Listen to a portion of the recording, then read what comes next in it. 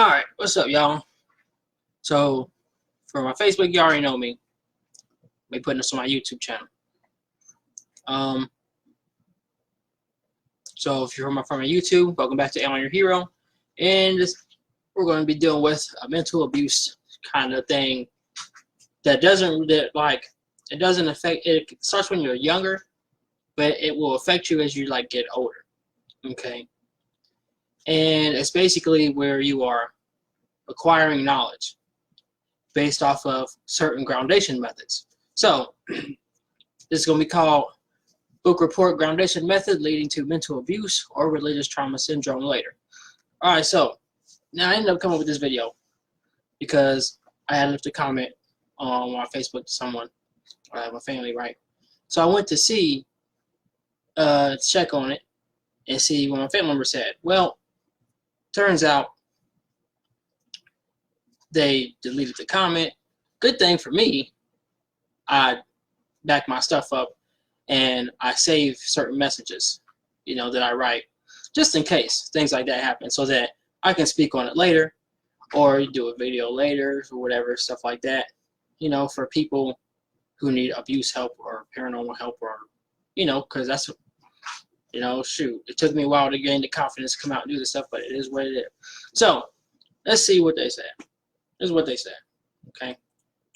So the other day, Carter made a mistake, like all teens do. And for his punishment, he had to read a book and do a 4-page book report. The book is about 160 pages, the font's pretty big, and it's about football. This is by far the best punishment ever. He'd rather be grounded or just about anything else other than reading and writing. He's seriously in agony over it, and I can't help but laugh every time he asks, "Why, Dad, why? What's the purpose?"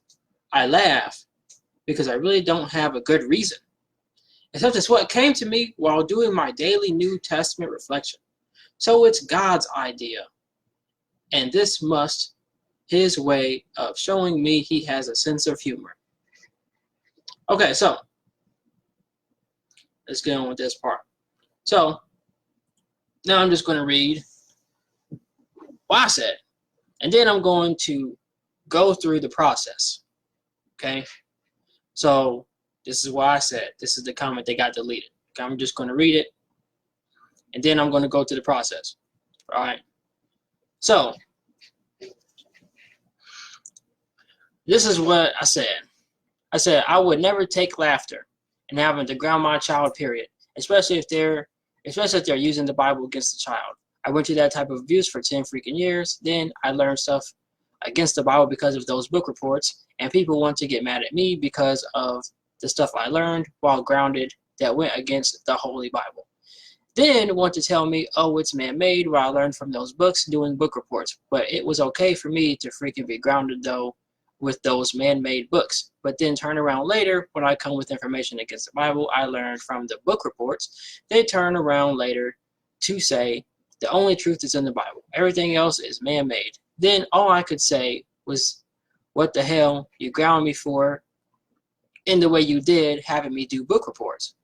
If the only truth was in the freaking Bible, why you ground me for getting a bad grade in school if it's man-made and the only truth is in the Bible? So you can't act like the only truth is in the Bible while the grounding method is a book report or to do better in school by working harder, believing the man-made books and studying the man-made books.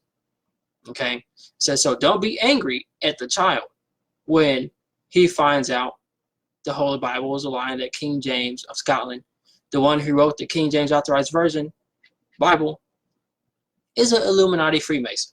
And then I gave the website, freemasonry.bcy/James_vi/James_vi.html. And I said, don't get mad when he finds out. And I gave the resource right there. So I said, don't get mad when he finds out that a fly only lives for 28 days, but Noah's Ark lasted for 7 months. And don't get mad when your child learns to go fishing and catches a freshwater fish like a bass or a catfish and realized it could have never flooded because the bass he caught from the river or lake can only live in freshwater, not a mixture of freshwater and saltwater. Don't get mad when he comes across reading that hyssop and myrrh was medicine in the dictionary And he ends up reading that Bible and finds out that Jesus never died for our sins and that he lived, and that after he was speared in his side, he survived that injury and was giving medicine by a 100-pound weight by Nicodemus. Said, don't be mad when he reads that Mary went to look for Jesus and he finds out that Jesus was dressed as a gardener and never actually rose again. And don't be mad when he reads Isaiah 45 verse 7. And I gave this, King James Version. I form the light and create darkness. I make peace and create evil. I, the Lord, do all these things. And finds out that God created evil because it's going to be super hard to come back from that, because he's not going to worship God who created all the evil he sees on the news. Like, for instance, black children getting killed, preachers getting shot up, people getting shot up in church, stuff like that. Or anybody that's his family died, or, they prayed for somebody to be healed for cancer and then they die anyways, stuff like that. Or somebody that's been going to church for years, house burns, her house burns down. It's like, dang, why would God burn a house down? Stuff like that, just evil, you know what I mean? So like I said, it's going to be hard for him to come back from that. So I said, a guy who created all the evil he sees on the news or in his own life, he deals with in real actual life. And the last straw he probably going to end up reading is Ecclesiastes 3:11. Says, he hath made everything beautiful in his time. He hath set the world in their heart, so that no man can find out the work that God maketh from the beginning to the end. I said, and when he reads this, he going to drop Christianity, because all he going to end up saying every day to himself is, so what the hell is Genesis and what the hell is Revelations? Because ain't no man supposed to know that. Okay, so I'm saying, I told him, I was like, so while you have your child reading and researching and doing these book reports, he will get smarter and more intelligent. And all you are telling him is to never abandon his education and to use critical thinking skills, observation, and make educated decisions. And this is how I got how I am. I said, because, my dad would have me read books and get smarter in school. And my dad, even when I was not grounded, he had me do 3 book reports every February on Black history.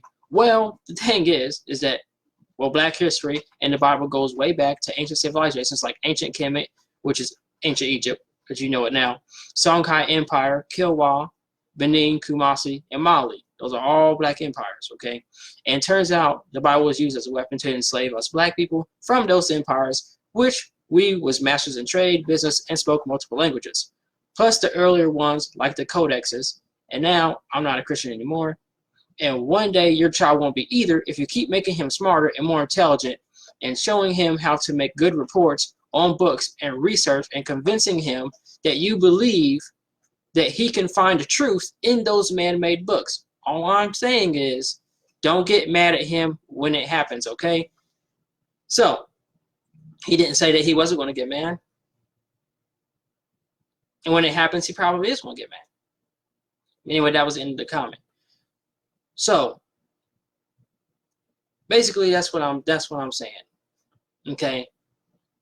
So now, what we're going to do, when I say we're going to go through the process, we're going to go through the process.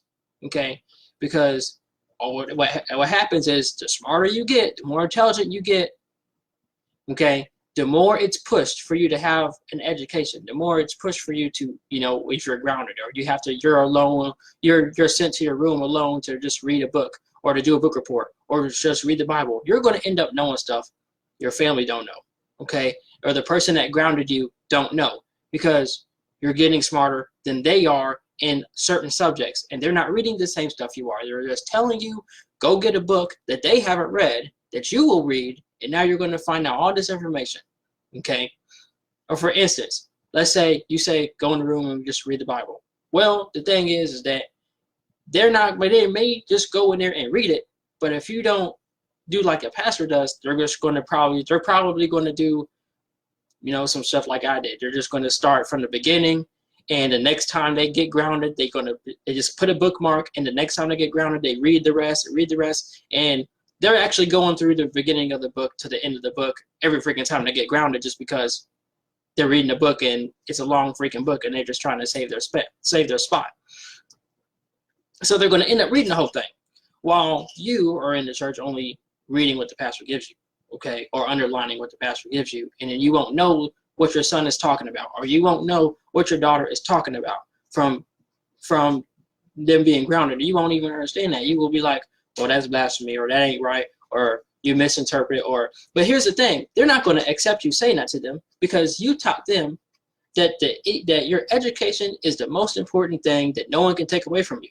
And then since that's the case, what's going to happen is in their mind, they're already thinking, the same for me, is that, don't ever insult my English comprehension. And you know what they're going to do? They're going to go back and they're going to look at their English grades and their reading and their English classes, and they're going to look and find out what their grades were. And if their grades are all A's in their English classes and writing classes, they're going to see you as not being as smart as them because you are doubting their English comprehension, their reading English comprehension, and their speaking English comprehension as far as conversation goes. Okay, so that's one of the things that can happen, and it can't be helped. Education is education, intelligence is intelligence. The more you know is the more you freaking know. Okay, and if you're good at something, it's hard for a person to tell you that you're wrong about something when you can read and your English comprehension, and you got good grades in your English classes, okay, and your writing classes and things like that. Okay, so let's go to the process of basically the stuff I read. So we're going to go through the process right now. So, bam, this is what I got. So I got my whole Bible right here, King James Version. Now I got this from back when I used to be a Christian. I got this from my pastor back when I was doing that stuff. Okay, so hello, Amber. I won't see you because I got other screens pulled up. So let's go through the process of what I'm talking about. Okay, so here we go. I'm gonna go through. Okay, we're gonna open it up. All right, we're right here. All right, boom. Okay, so let's start reading. We're gonna start reading. Process. All right, so boom. Let's go to John 19. We're gonna go the regular John. I got my King James Version, and it's all authorized version. So if you don't have that, I'm sorry, but that's what I got because that's what my pastor used, and then he gave me his book, his Bible, and that's what I got. So, all right, so let's read John 19, 29 through 34. Bam. Let's start. Now, there was set a vessel. Okay. Now there was set a vessel full of vinegar, and they filled a sponge with vinegar and put it upon hyssop and put it to his mouth. When Jesus therefore had received the vinegar, he said, "It is finished," and bowed his head and gave up the ghost. I read that before, and I thought, okay, you would give up a ghost, so that would be your spirit, right? I mean, I guess you're dead. That's what I thought. So, well, it didn't occur to me that, maybe he passed out or something. You know what I mean? Because he did that right afterwards, and he ain't been spared yet. Like, it's not how you dead and you ain't been spared yet, and how you gonna give up a ghost but you haven't been spared yet? You know what I'm saying? So, anyways, basically, I guess he passed out. You know what I'm saying? Like, he's unconscious. Okay, so and here we go. And gave up the ghost. So 31. The Jews, therefore, because it was the preparation that the body should not remain upon the cross on the Sabbath day, for that Sabbath day was an high day, besought Pilate that their legs might be broken and that they might be taken away. Then came the soldiers and brake the legs of the first and of the other which was crucified with them. But when they came to Jesus and saw that he was dead already, they broke not his legs. Okay? But one of the soldiers with the spear pierced his side, and forthwith came there out blood and water. Okay, now, here's the thing. Since Jesus was a carpenter, he would be a buff person, or, have muscle mass, things like that. And we know bigger people, and we know other skinnier people. We can look on the news right now, or we can just go to Google Images and type in survivors of multiple stab wounds. So we all know that you can survive, stab wounds, multiple ones, like that, okay? So, now, let's go ahead and go to John 19, 38 through 39, okay? And after this, Joseph of Arimathea, being a disciple of Jesus, but secretly, for fear of the Jews, besought Pilate that he might take away the body of Jesus, and Pilate gave him leave. He came therefore and took the body of Jesus. And there came also Nicodemus, which at the first came to Jesus by night, and brought a mixture of myrrh and aloes, about 100-pound weight. Now,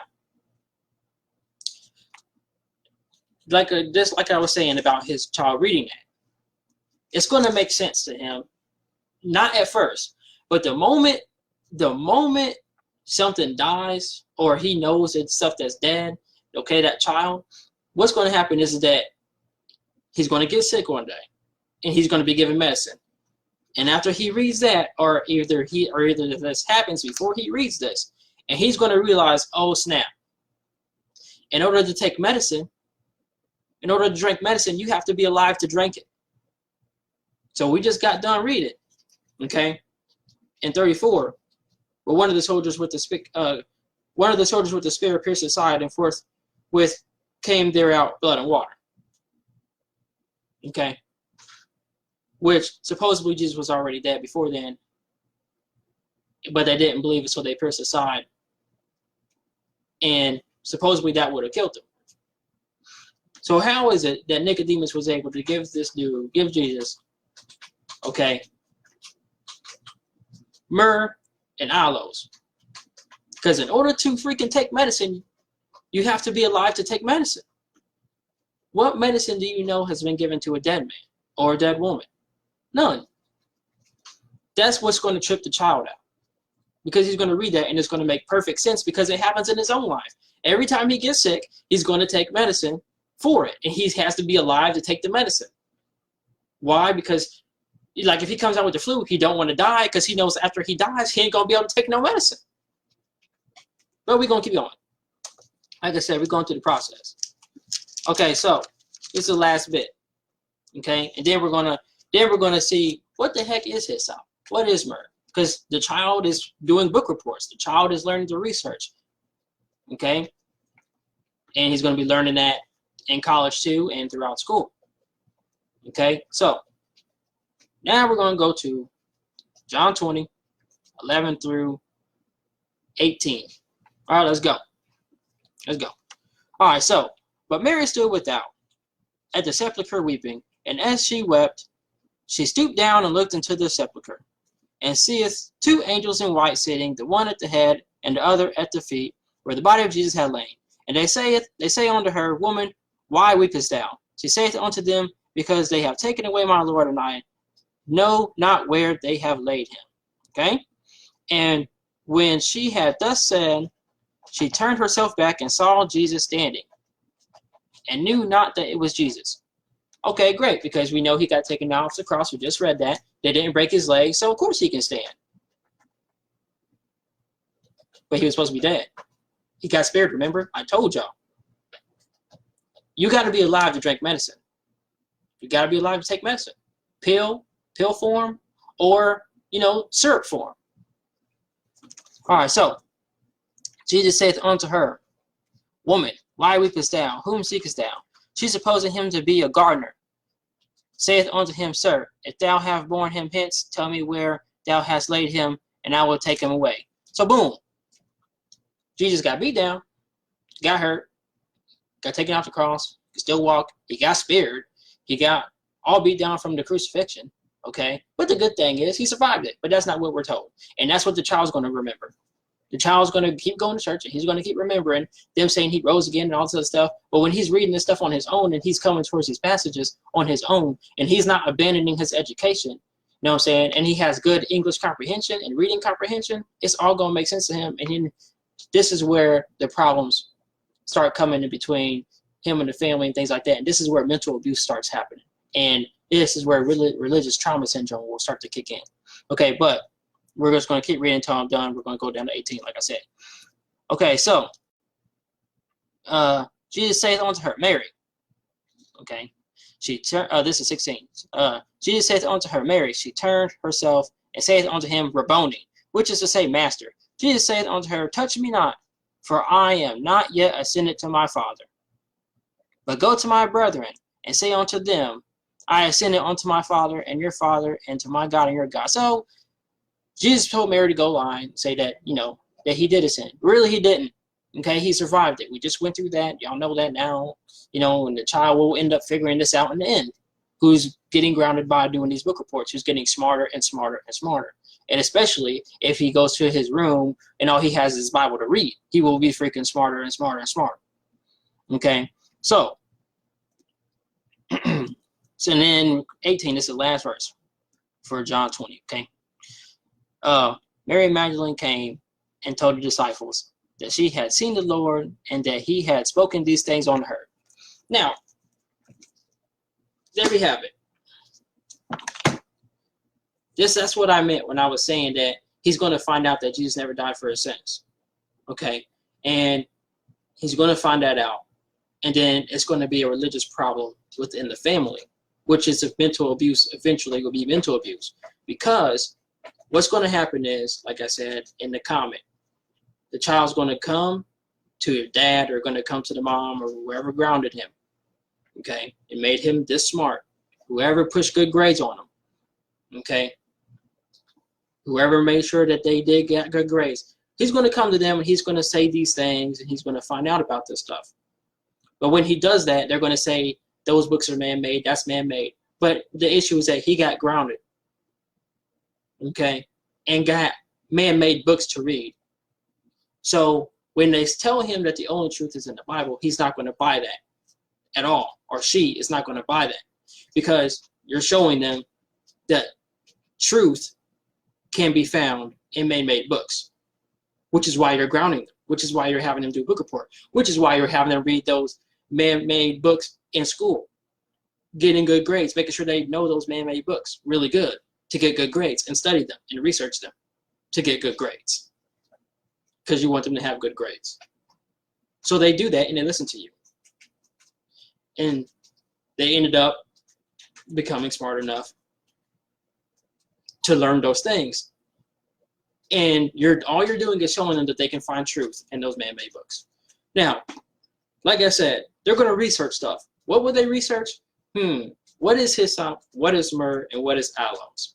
Most of us know what aloes is because it's it's a spiky plant, and we see it all the time on different products and stuff like that. Like you got like hand sanitizer with aloe, you got soap with aloe, lotion with aloe. So most of us know what that is. Okay, but let's just go ahead and research like they would research.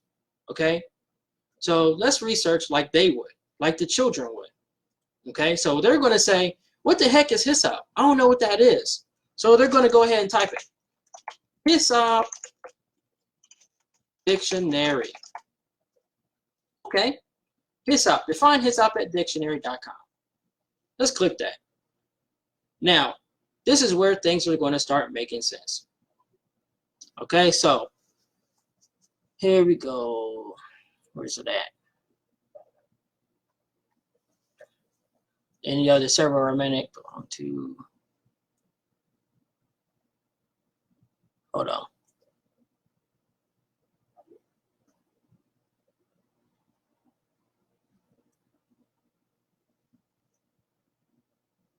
Wow, this is kind of, did they change this?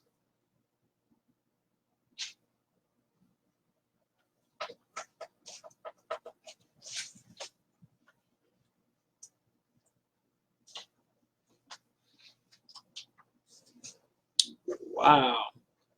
Okay.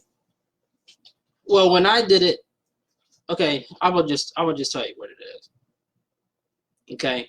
But the thing is that he's going to research it and he's going to find it. So here I have it where it says hyssop definition.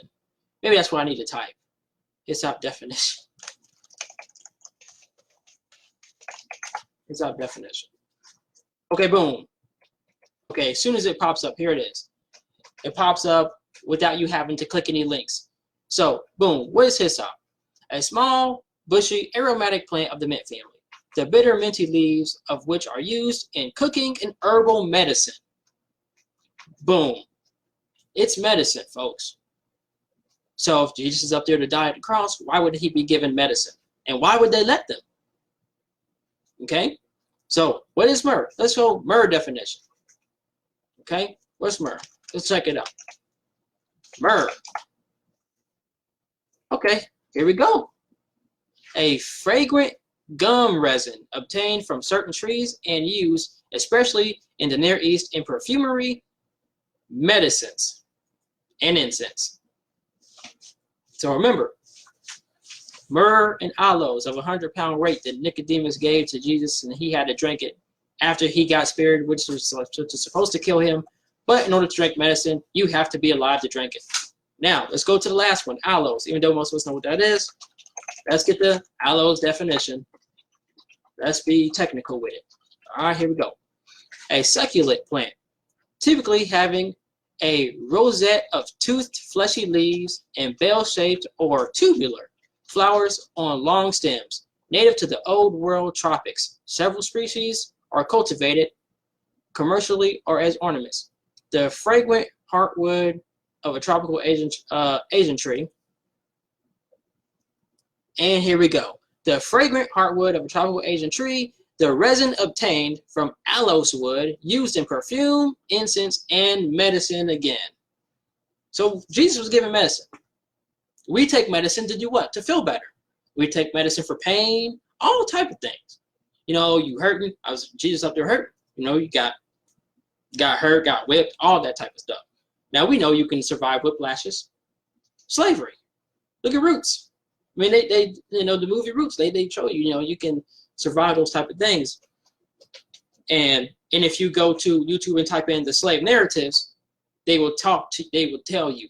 Slave narratives is where the slaves talk about what was going on at the time.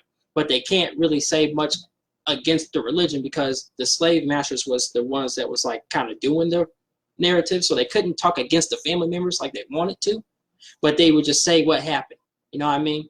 Okay, so now I know this is lengthy, but I do this for y'all who's being abused out there, and I know it hurts. And I'm sorry, okay? And I know what y'all going through. Most of you. If you've lost a parent, I never had that happen. I don't know what that's like.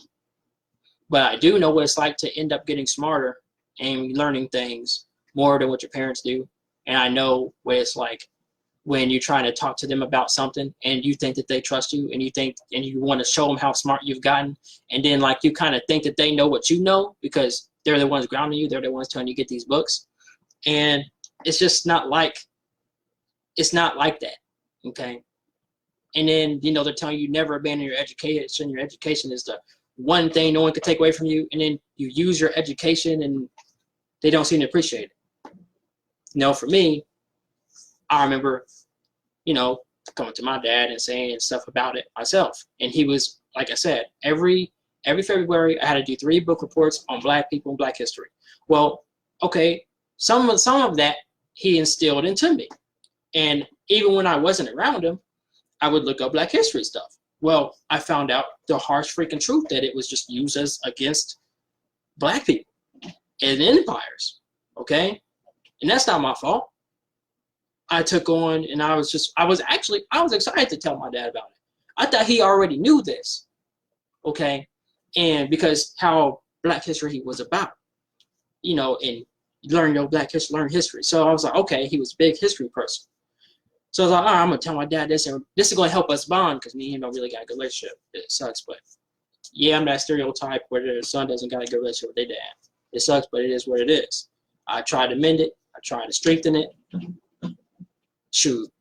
And whenever I do see him, I don't start no shit. I don't start nothing because I don't want an argument or, hey, you didn't do this for me, you didn't do that for me. I don't want that to be the last thing that I say to him, and then we both leave. I go back to St. Louis, and he's in Sedalia or whatever, and then I leave or I die or he dies, and that's the last conversation we had as a freaking argument. I don't want that. So I just keep it cool anytime I see him. You know what I'm saying? So yeah, now we're going to go ahead and we're going to look at what religious trauma syndrome is. I also said that, or religious trauma syndrome later. Later is kind of what I had when I came out. When I came out of Christianity and stuff, after reading these things. And I mean, shoot, for me, I thought stuff was going wrong, prayers wasn't working, all this and that. And I started getting religious trauma syndrome. I didn't even know what it was. but I was like flipping out, and I was having bad dreams, and I was like not being able to conversate correctly, and I couldn't get my point across, and it was like I couldn't even relay what I wanted to correctly, and it was like everybody was abandoning me, and it felt like I was getting all this shunned all the freaking time. Well, you leave Jesus, you're gonna die, you're gonna lose your job, you're gonna do all this and that. But you know, let's face it. When I was Christian, I had my lights turned off. It was turned off before. Couldn't pay a bill, whatever. Lights turned off. When I wasn't Christian, guess what happened again? Light turned off. Okay. Sometimes you can't pay for stuff. Sometimes you got to make a decision. Food, lights, gas, bill, phone. Sometimes you got to choose a phone because you're trying to get a job. You know, real world will hit your ass. It will hit you. You know what I'm saying? It doesn't fucking care. It doesn't discriminate. Real world will hit you. All right, so religious trauma syndrome. Let's get into it. Okay? Let's go. Let's type this mug in. Religious trauma syndrome. All right, so here we go. So we're going to babcp.com. All right? /review/RCS trauma from leaving religion. Okay? That's what it's from. So let's click that. Okay, let's click it. Let it load. Now, this is too freaking lengthy, and I'm not about to have y'all sitting here the whole freaking time. Okay, otherwise I'll be here for probably another hour.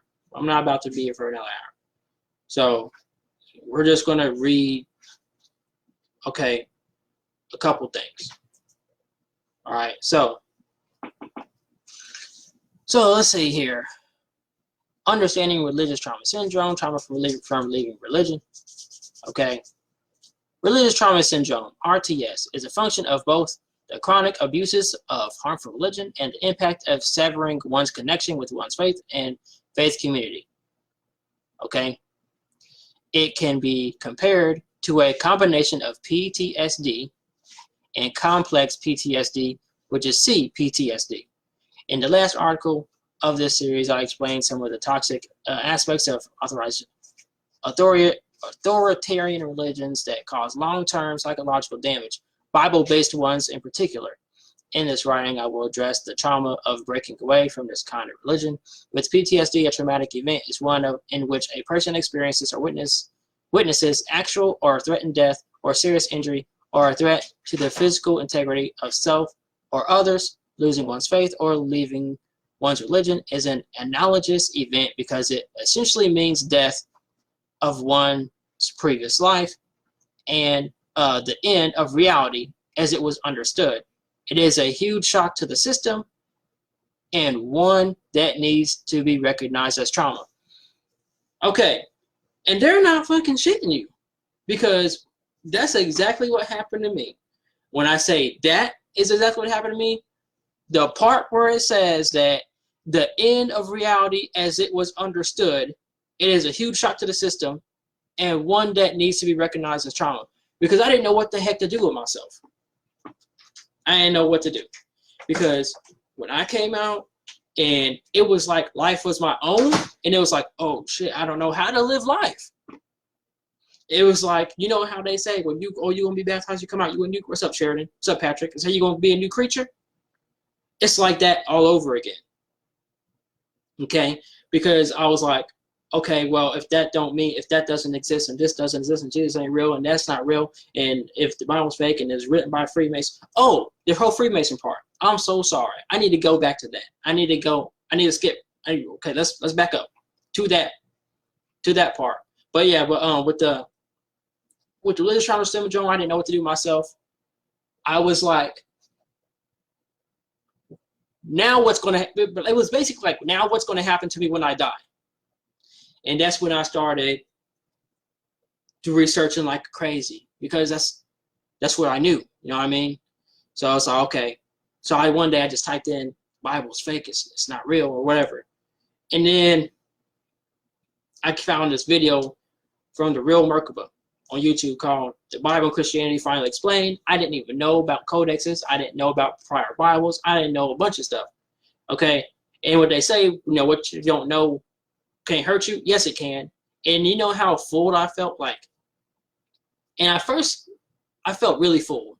But the very first thing that I ended up doing, which even caused me to even start leaving in the first place, was I was attending these men's meetings. And during the time when Obama was president, black people was being killed all the time. But we was always praying. It was like a men's meeting, so it was only like 4 guys: me, the pastor, a dude named Brother Q, and a dude named Greg. Right? That's it, and a person named Brother Charlie. That was it. It's like 5 dudes, and we was in there. And we always only prayed for the police. We never prayed for the people, for the victims. We only prayed for the police officers.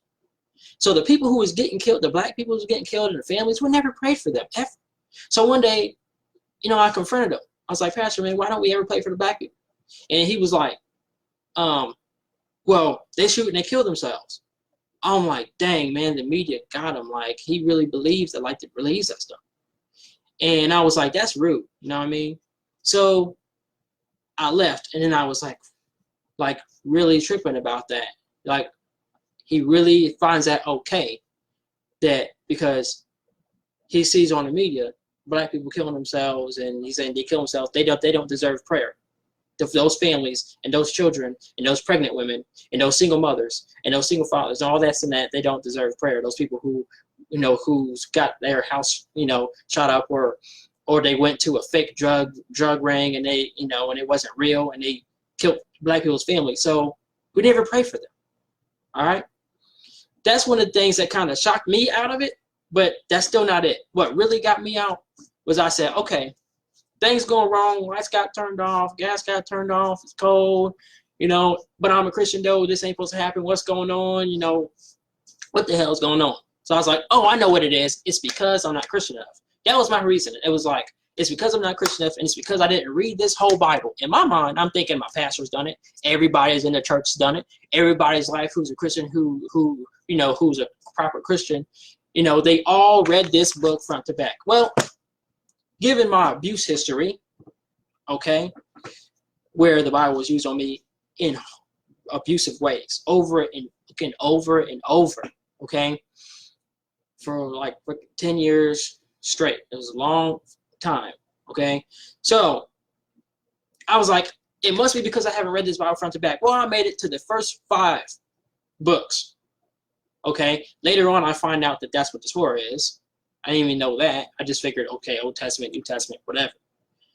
And so, shit, I just was like, what the hell is this? Because I had told my pastor about all my abuse. I had told him that 2 years before I even started coming out of it, okay? So he was telling me that my abuse was caused by Satan, Lucifer, the devil, okay? My abuse, the rape of my sister, rape of me, everything I went through, being hit by a freaking board with freaking nails, puncture wounds, all that was from Satan, was from the devil, okay? Me popping out of my body when I died in my dad's house, floating around, going through walls, can't wake. That was the loneliest freaking experience I ever had. And it was so bad. I was out of my body. I was floating around the freaking house, going through walls, and I was shaking everybody. I was trying to get people to wake up because I had got attacked by some invisible force that choked me and slammed me against the freaking wall, and I freaking popped out of my body, which I didn't know until I came back to the bed and I saw myself laying there. Okay? So all this stuff is all supposed to be Satan and stuff. And all the abuse, the rape, the being hit, the punctures, the mental abuse, all that. So when I read the first 5 books, every freaking time innocent people was being hurt, it was always God doing it, God doing it, God doing it. And it came to Job. It was supposed to be Satan doing it. But he wouldn't have done it if God hadn't told him to do it. So it's like God is the person who hired the hitman, which would be Satan, to go do the dirty work.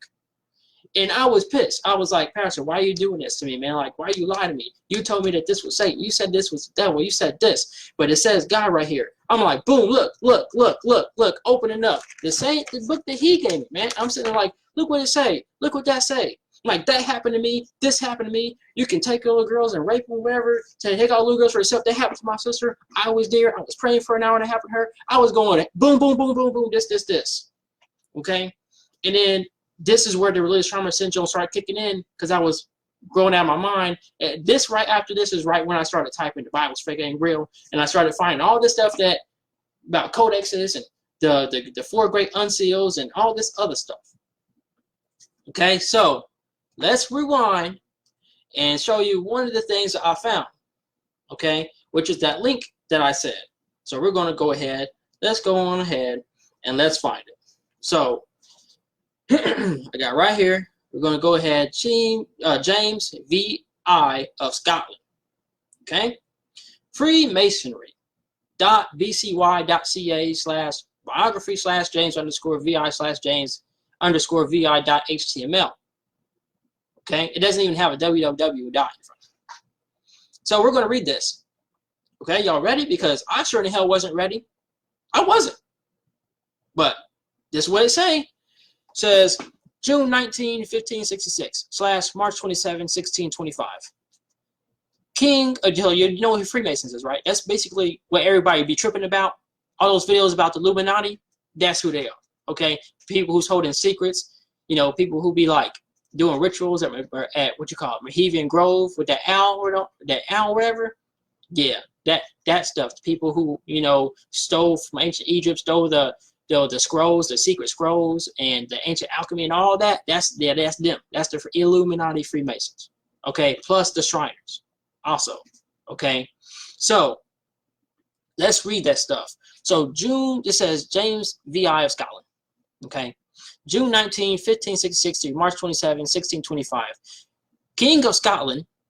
Okay, 1567 through 1625, and the first Stuart King of England, 1603 through 25.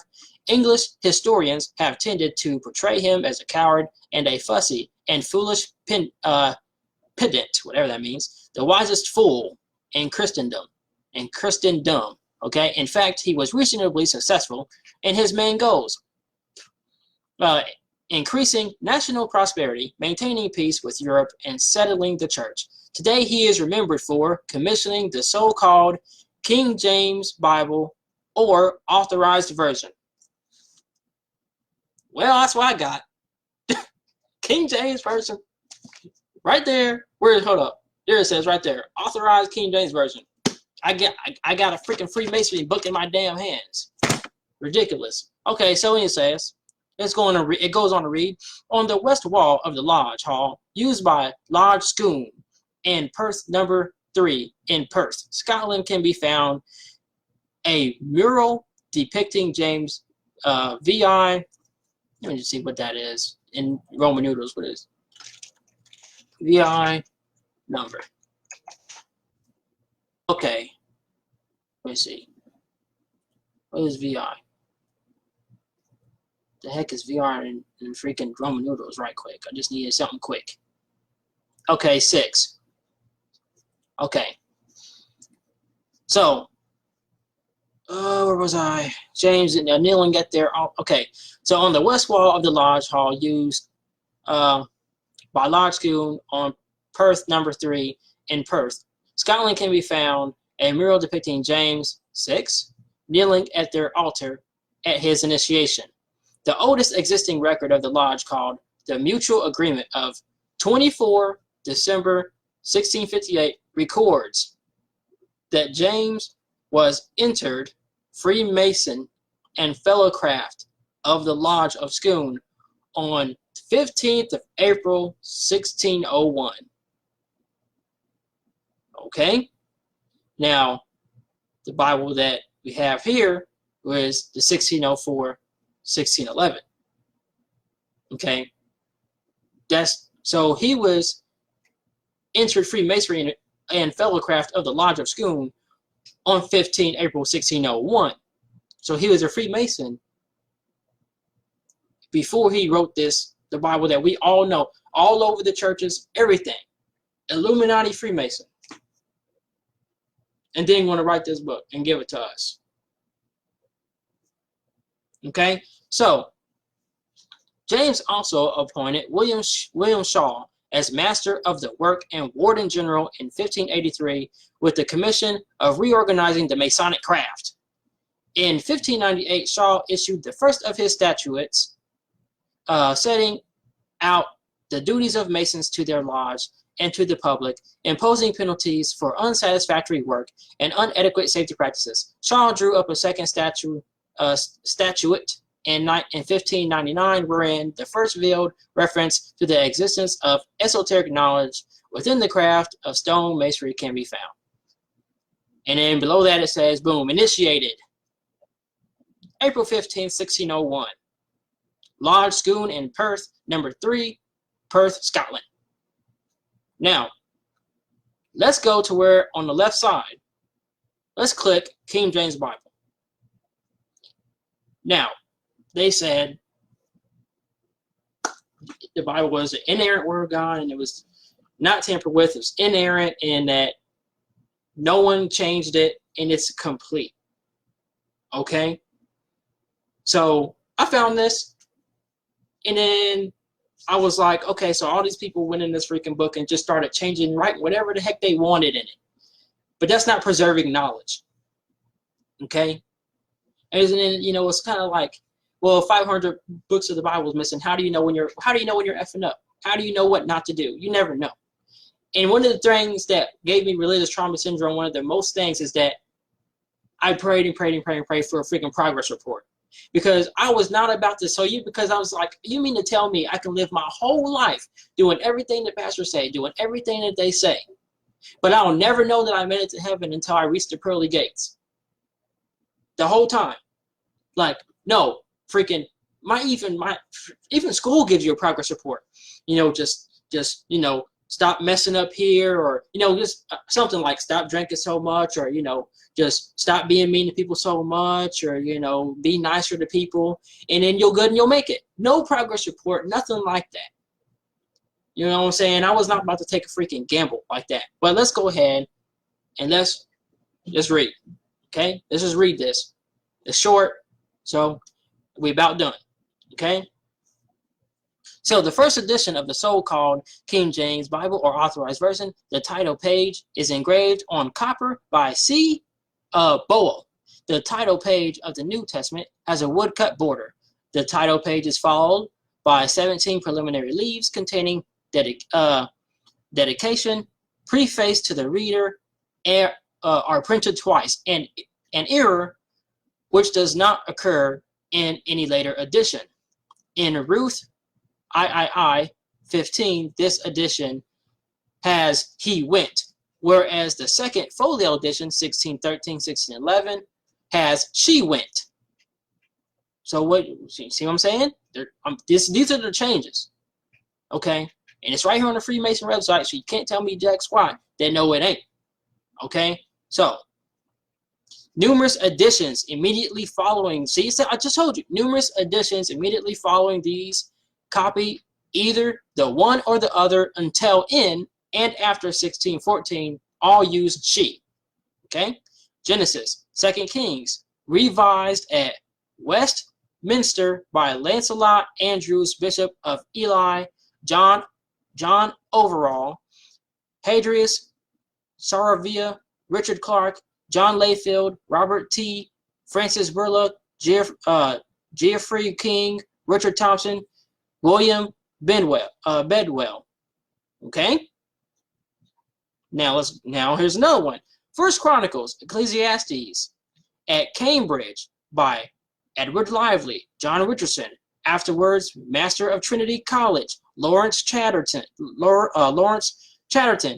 Francis Andrew Bing, okay, Isaiah through Malachi, at Oxford by John Hording, John Reynolds, Thomas Holland, Richard Kilby, Miles Smith, afterwards Bishop of Gloucester, Richard Brett, Richard Forclaw.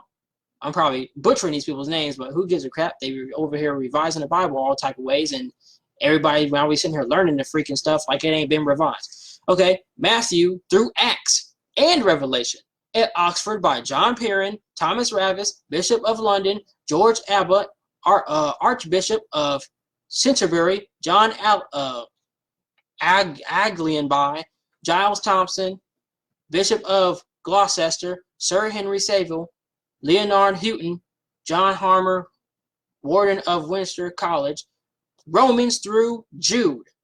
Okay, Romans through Jude, at Westminster by William Barlow, Bishop of Lincoln, Ralph Hutchinson, John Spencer, Roger Fenton, Michael Rebbit, Thomas Anderson, William Dakins, and the Apocrypha at Cambridge by Andrew Downes, John Dupert, William Brathwaite, Jeremiah Radcliffe, or something like that, Radcliffe, Samuel Ward, William Ward, John Bolts, finally edited by Miles Smith and Thomas Bilson, Bishop of Winchester, with a preface to the reader written by Miles Smith with marginal references and prefix contents of chapters.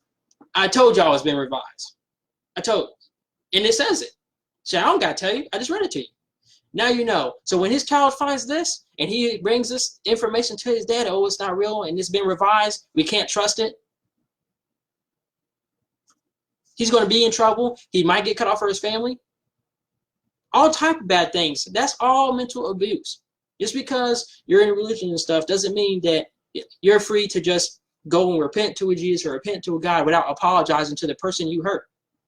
Because that leaves them with religious trauma syndrome. That leaves them with mental abuse. And you know what? I just want to thank y'all for staying here. I know it was really freaking long, 51 minutes, holy shit, but hey, I had to speak on it because this is a person who thinks it's funny to ground their children, and they laugh about doing that. I would never laugh about having to ground my children. I would never laugh about having to discipline my child in any freaking type of way. That's not a laughing matter. Because especially if you're going to do it by book report groundation or knowledge groundation, where they're going to get smarter. Okay? Because in order for them to not learn stuff against this Bible during their book reports, during their research papers, during that stuff, is if you act like a slave master and say you can't have an education and you can't learn to read. That's what a slave master did. Okay?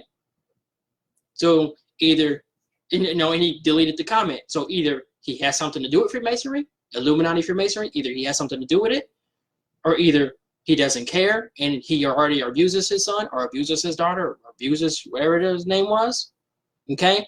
It sucks because I can't be the hero for that child. I can't be there. I can't be there to knock a effort out in the midst of them abusing the kid. But I wish I could. Because every abusive child needs a freaking hero, man. When you're in that, you don't care. I didn't give a fuck. I didn't care if a Satanist came to help me. Great. I wouldn't have looked at that. I always saw as a person came to help me, and I bet you I would be his best friend though, or her best friend though. I would appreciate that person for a life. Probably in the next life. You know what I'm saying? But man, it's been 53 minutes. I know I had to read all of that to y'all, but that was the process. That's like the process of what you could call like becoming like woke. You know what I mean? Or waking up out of it. You know, coming out. It's a hard road, and that's one thing before I leave. I'm gonna tell y'all what I had to do, because anytime in the comments, this is how I knew something was wrong.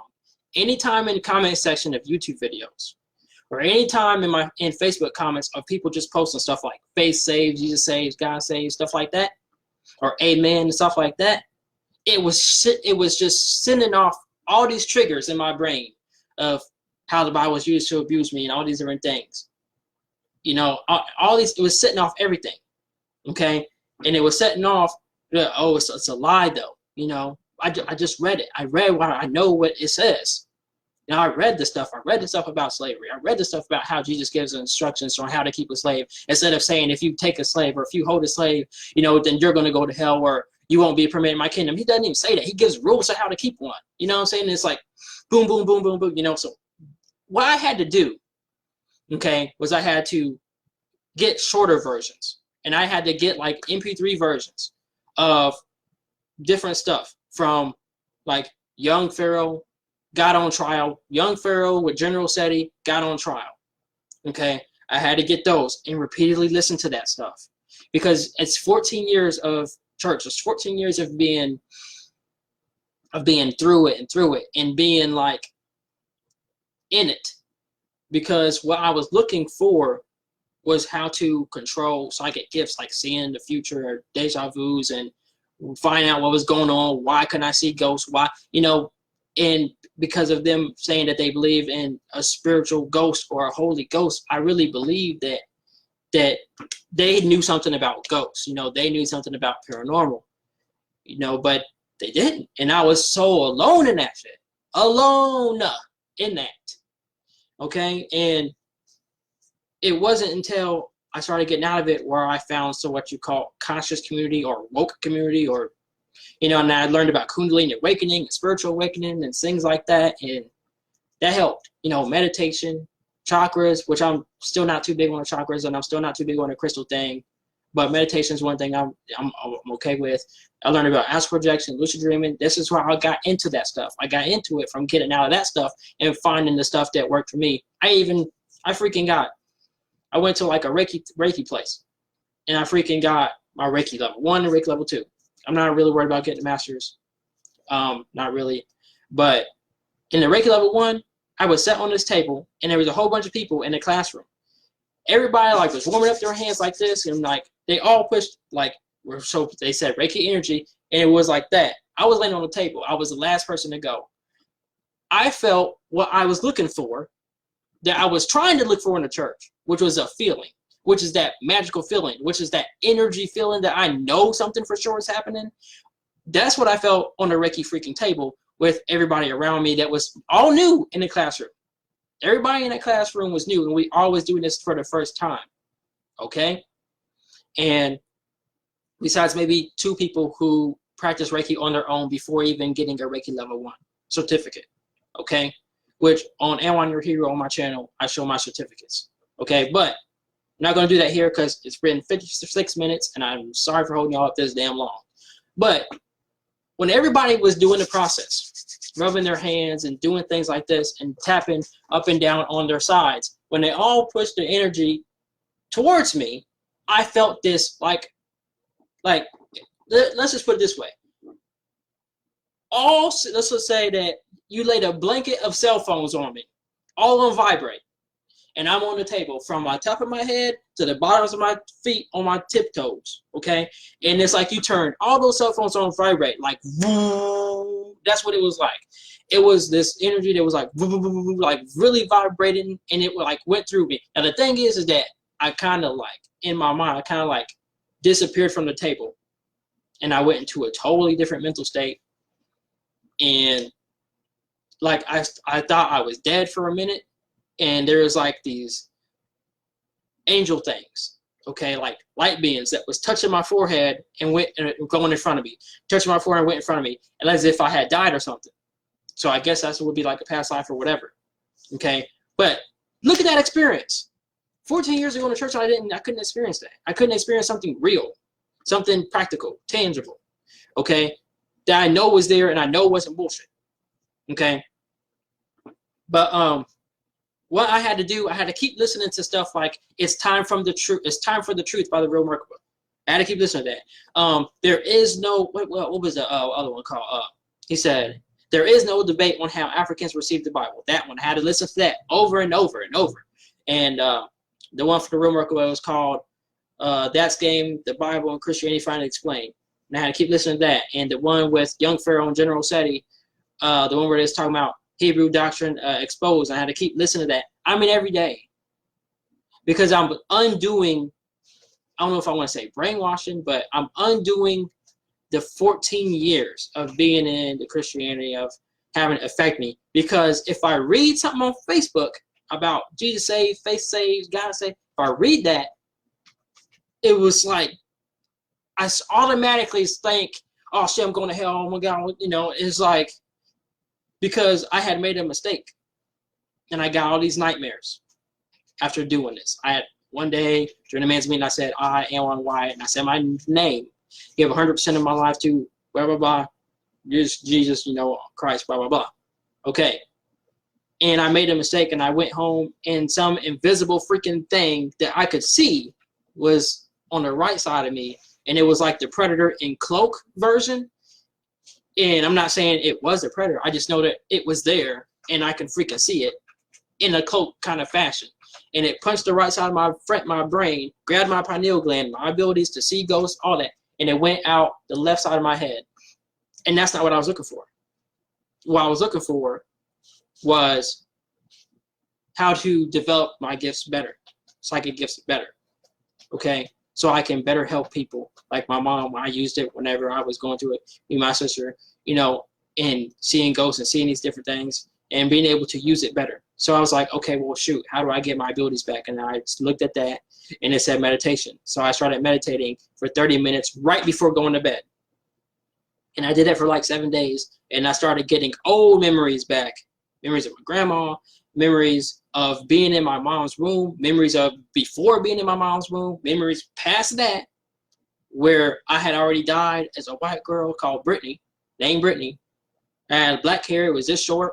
I had glasses on, I was in a Toyota Corolla, and I freaking hydroplaned on some fucking flood water into a river. I rolled down the window, and I opened up the car door. I tried to swim up to save myself, and I got hit by this log, by the current, and I drowned. I floated out of my body as a little blue orb, and I went up to space.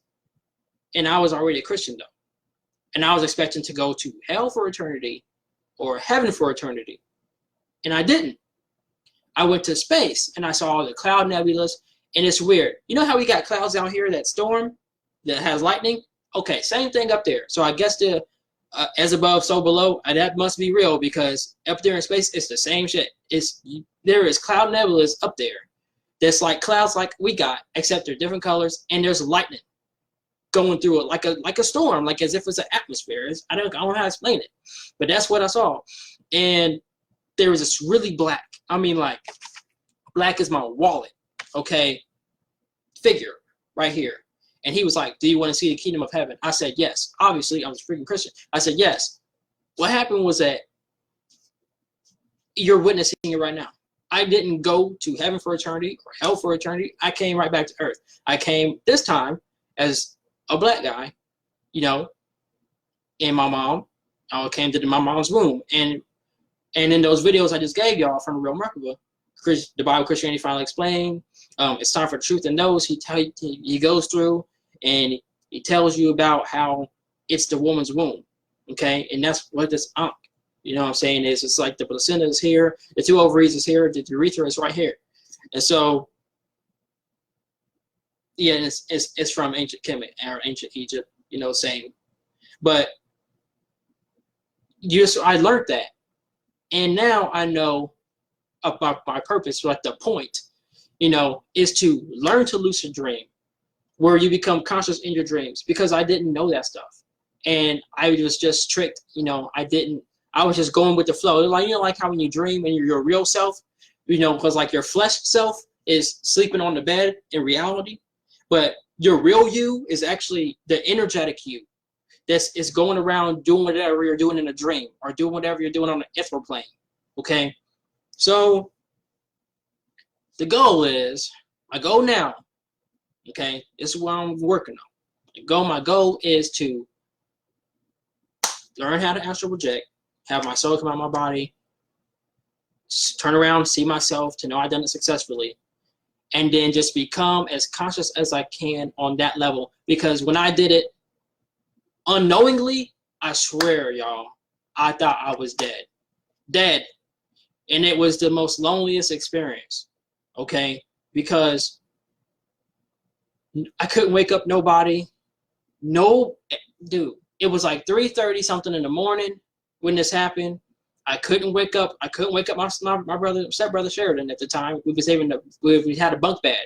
I was shaking him, and I could see my hands shaking him, and he would shake, right? And my voice would echo throughout the house. I had never heard an echo like that in that house, in my dad's house, ever in waking life. So when I was out of the body and it was dark when I went to sleep. But when I was out of the body, I could see every fucking thing. Everything was fucking blue. It had a blue hue, everything.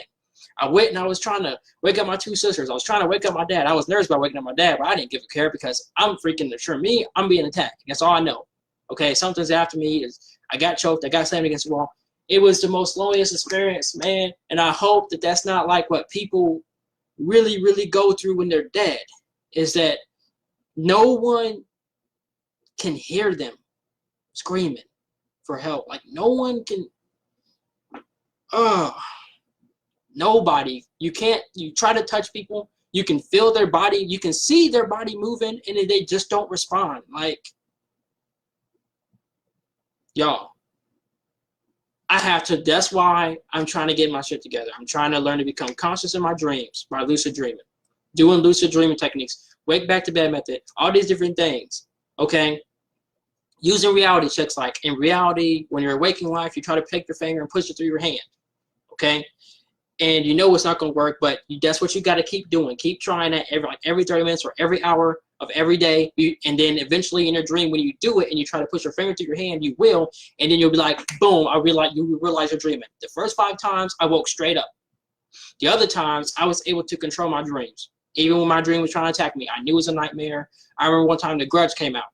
And the thing is that with lucid dreaming and astral projection, your waking consciousness that you have right now and your memories that you have right now, okay, you get to carry that. That carries over. Like more of your conscious wakefulness, consciousness, carries over into your dream. Like stuff you read. Oh, yeah, I remember I'm supposed to do this. Like your memory will be there. Okay? That's what I need. Because if I die this time and I don't, and I die in the unconscious, and I'm not woke enough in my consciousness, okay, I'm going to be just like Neo in the Matrix. Knowing that something's up, you know, looking for the rabbit and all this other type of stuff. Trying to get out and knowing that I'm stuck here, but I don't know how to get out. I will be just like that. And I'll probably reincarnate again. But I don't want to be reincarnated again. I don't. I don't want to fucking do that shit. Because most women these days, you know, are having babies just to pressure a guy to marry him. Not really loving the child. They're having babies to show pregnant belly pictures or have maternity shoots. You know what I'm saying? I mean, it's not a good thing.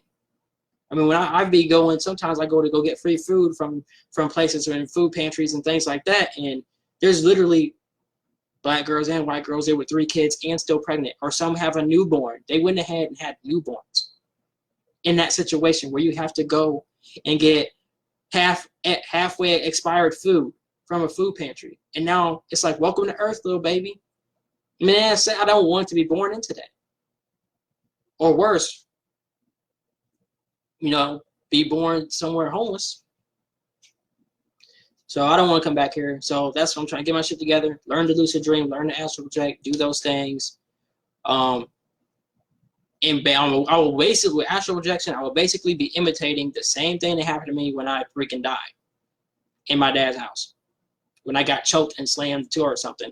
By the way, what happened after I got baptized, by the way? Which they told me that demons and Satan wasn't going to be able to get within 30 feet or 100 feet of me. Which, that's what happened to me after I got baptized. Like, every freaking thing that happened to me in church was going wrong. And I freaking couldn't tell people. Because they wouldn't believe me. You know what I mean? Which, you know, just did nothing but add to my abuse. It did nothing but add to the trauma. That's all it did. But, I mean, I want to thank y'all for watching. Sorry for holding y'all up for an hour and 8 minutes. I got to download this video and put it on my freaking, and on your hero YouTube channel. So I want to thank y'all for listening. And if anything you can do, if anything you can help it, don't mentally do your best not to be an abuser towards your children. You know what I'm saying? Realize what you're doing. I'll be here to help. If you think you're doing it, you can just freaking send me a freaking chat inbox or whatever, a message on Facebook or whatever. If you think, am I mentally abusing my child? Am I physically abusing my child if I'm doing this? And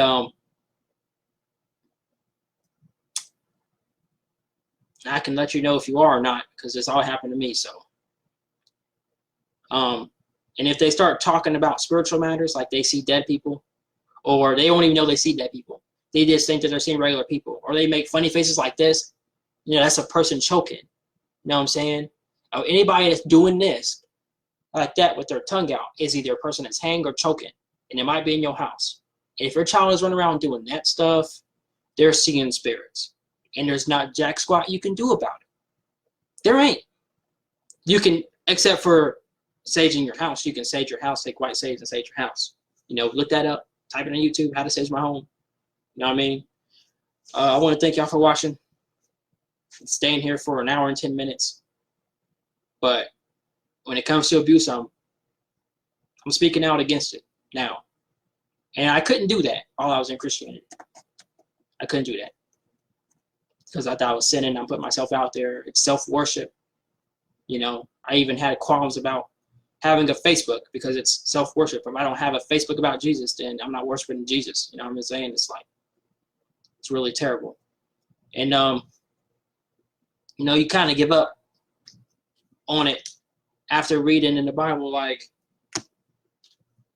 that, like, hold on, let me see. Let me see real quick. Yeah, I found it right on the money.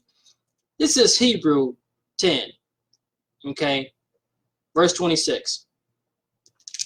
Okay, this is one of the most disappointing things I read.